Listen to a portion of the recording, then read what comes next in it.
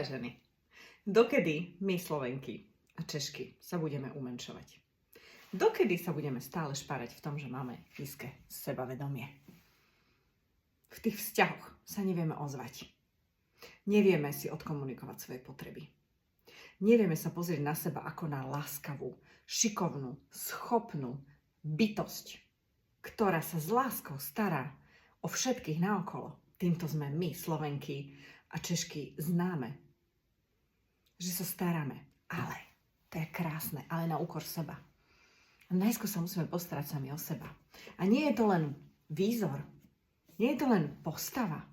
Najviac, čo vytvára naše sebavedomie a seba rešpekt, že rešpektujeme samé seba, je, že vieme povedať nie.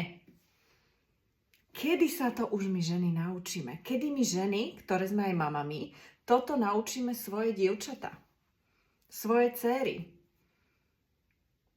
Kedy podporíme aj tých svojich mužov a budeme k nimi konečne láskavejšie a nie stále tí kritizujúce dookola.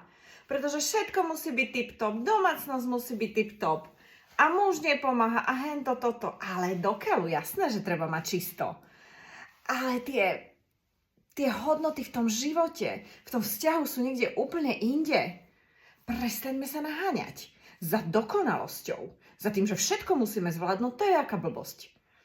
Že my sme za všetko zodpovedné, aká blbosť.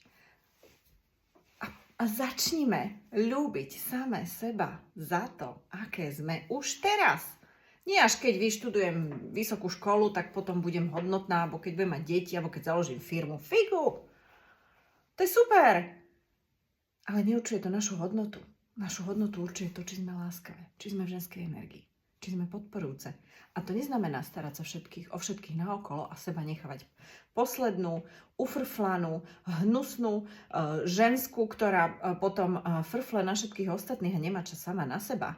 Lebo si ho neurobila ten čas. Dámy, začnime od seba, začneme ľúbiť same seba, začneme byť k sebe láskavé, k svojmu telu.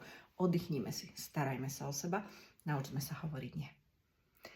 To nám všetkým želám, pretože sa nám tu všetkým bude žiť lepšie. Aj nám ženám, aj mužom, aj deťom, aj celej spoločnosti.